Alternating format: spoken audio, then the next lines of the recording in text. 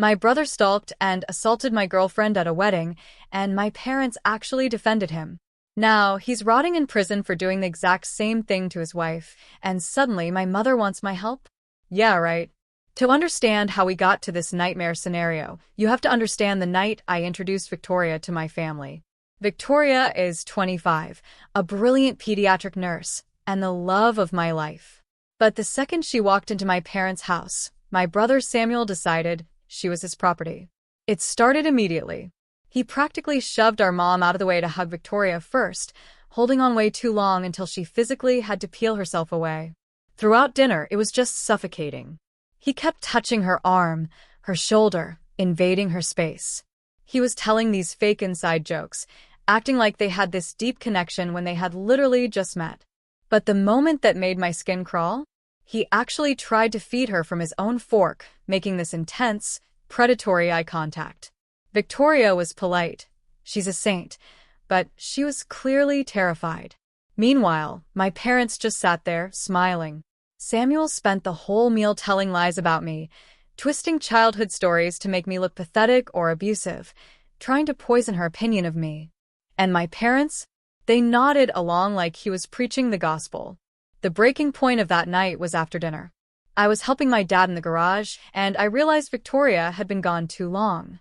I walked into the kitchen and saw red. Samuel had her cornered against the sink, literally blocking her exit.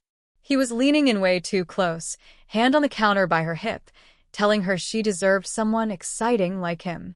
When she saw me, she practically ran to my side, trembling. Samuel just laughed it off like it was a joke. But it wasn't a joke. That night kicked off a living hell. See, Samuel is the golden child. Since he was born, he could do no wrong. When he was 6, he smashed my gaming console, and my parents bought him a new one. When he was 12, and this is dark, he killed my pet hamster on purpose. My parents called it an accident. He has ruined every relationship I've ever had, lying to my girlfriends, sabotaging me. And my parents have enabled him every single step of the way.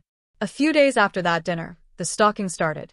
Victoria began getting heavy breathing calls and creepy texts. Then, Samuel's friends, losers who do his bidding because our parents are rich, started showing up at her hospital. They'd hang around the pediatric ward, staring at her. One night, they followed her to her car. She called me sobbing, too scared to drive home. I gathered all the evidence, voicemails, texts, security footage, and I went to my parents' house. I confronted Samuel. He just sat there with a smug, evil smirk and said, maybe if Victoria wasn't such a stuck-up prude, people wouldn't need to teach her a lesson. I snapped. I punched him in the face. And, of course, my parents lost their minds at me. Mom was hysterical that her baby boy was hurt. Dad screamed that I was jealous and needed professional help. When I showed them the proof of the stalking, my mom actually said Victoria must have led him on. I was kicked out and told not to come back until I apologized. We tried going to the police, but small-town corruption is a real thing. Samuel's best friend, the main stalker, is the son of a police sergeant. The cops dismissed us, practically blaming Victoria for misinterpreting friendly attention. Then came the peace offering. My mom begged us to come to dinner, promising Samuel wanted to apologize. Victoria, being the kind soul she is, agreed. Big mistake. We walked in, and it wasn't a family dinner, it was an ambush. Samuel, my parents, my aunt and uncle, and the stalkers were all there. For 2 hours, they tore Victoria apart.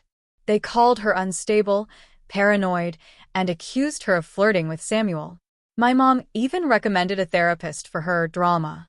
When they invited the stalkers to stay for dessert, Victoria started having a panic attack. I grabbed her hand, and we walked out. That was the moment I chose her over them.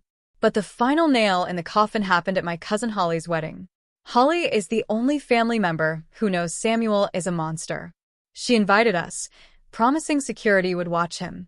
We thought we'd be safe. We were wrong. During the reception, Victoria went to the bathroom. 10 minutes passed. I got a bad feeling.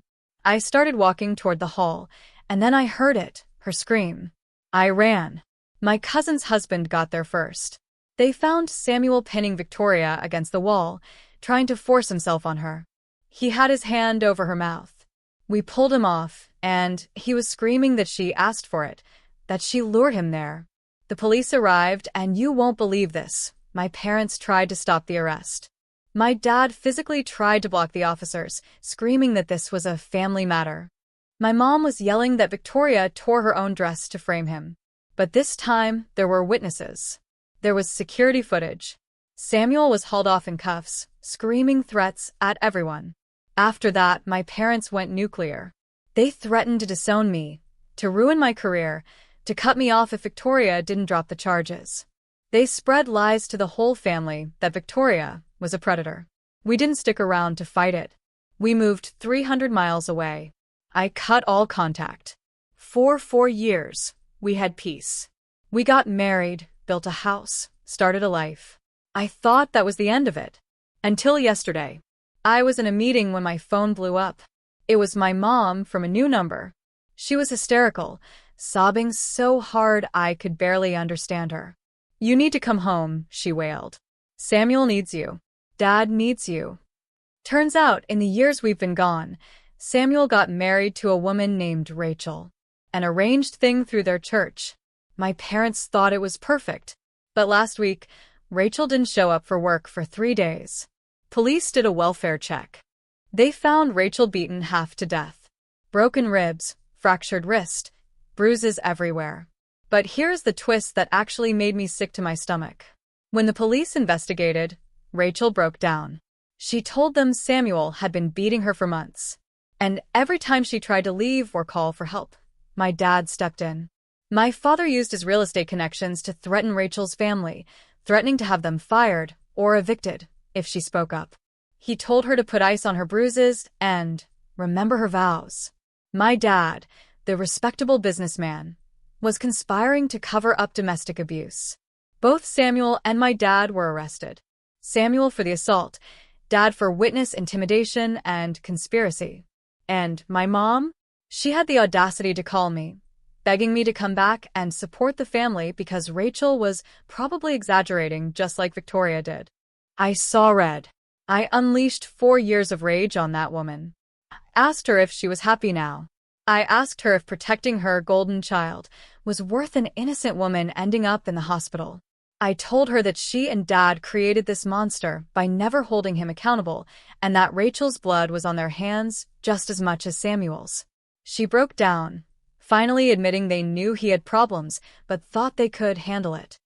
I hung up and blocked her. Since then, it's been a whirlwind of justice. Samuel took a plea deal, 8 years in prison. My dad is facing serious charges, lost his business license, and is basically a pariah. My mom finally woke up.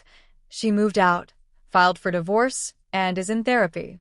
She sent me a 12-page apology letter admitting everything. Victoria and I, we just welcomed our baby girl, Emma, into the world. We're safe. We're happy. And most importantly, we broke the cycle. My daughter will never know the kind of toxicity I grew up with. But it keeps me up at night sometimes, thinking about Rachel. Thinking about how many people have to get hurt before enablers finally open their eyes. So I have to ask you guys, if you were in my shoes, would you ever respond to that apology letter from my mom? Or is it just too little too late? Tell me what you think in the comments. I really want to know.